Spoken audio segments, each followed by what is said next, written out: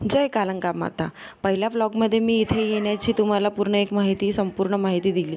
त्यानंतरचा हा दुसरा व्लॉग आहे. यामध्ये आता घटाची तयारी आणि आरतीची तयारी करण्यात आलेली होती.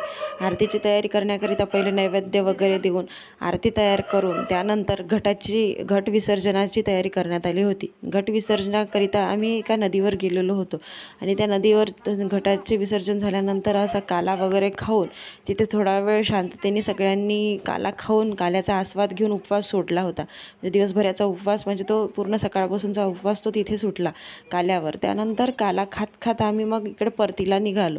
तिथे बघू शकता तुम्ही सगळे दूरदूरून आलेले मंडळी होते. भरपूर ज्यांना आम्ही कधी म्हणजे नेहमी तर असं बघत नाही, पण तरी भरपूर आपले रिलेटिव्स जे दूरदूरून पण आलेले तिथे होतेच. आणि जे रिलेटिव्ह नाही आहेत ते सुद्धा येतात, कारण तिथे देवीचा तेवढा प्रचलित असा भाग आहे म्हणून. त्यामुळे आणि इथून आम्ही उन्हाळ्यामध्ये पूर्ण पायी अनवाणी पायांनी विदाऊट चप्पल तिथे आपल्याला जावं लागत असते, कारण घट वगैरे. आणि हे बघा, येताना डोलारा वगैरे आपल्याला हे देवीच्या चंडिका माता, आणखी जे मोहद्याची, आणखी त्यांचीच चिखलदरा गावातले पण जे देवीचे डोलारे वगैरे येतात, तर मग हे सुद्धा तिथे आंघोळीकरिता जात असतात. आणि हे सुद्धा आम्हाला दर्शनासाठी मिळाले. यानंतर हे आहे मोहद्याची देवी. मोहद्याच्या देवीचा एक वेगळाच असा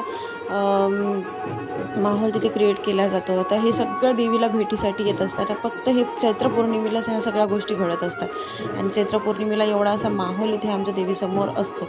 खूप अशी प्रचलित ही देवी आहे. आणि इथे दूरदूरून भरपूरसे भक्त, इथे भाविक भक्त येत असतात. आपल्या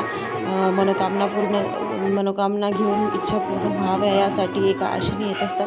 आणि ही जागृत देवी आहे, त्यामुळे सर्वांची मनोकामनासुद्धा पूर्ण करत असते. आणि तुम्ही बघा, इथे सर्वजण किती आस्वाद घेत आहे या चैत्र पौर्णिमेचा.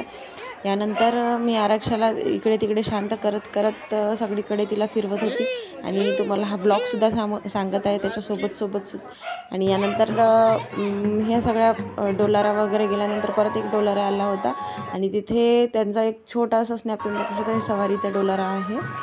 गिरडचा सुद्धा हा असा डोलारा असा म्हटला जाते.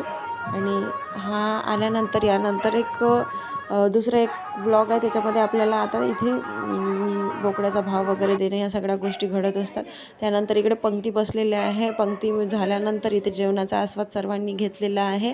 त्यानंतर हा एक व्लॉग आणि हा आमचा शेवटचा कार्यक्रम. आम्ही सर्वजण इथे फॅमिलीचे फोटोज वगैरे काढत असतो देवी मातासोबत. आणि हे आरती वगैरे करून आम्ही शेवटचे फोटोज वगैरे काढले इथे सायंकाळच्या आरतीनंतरचे. आणि हा व्लॉग इथे समाप्त. धन्यवाद. जय कालंका माता.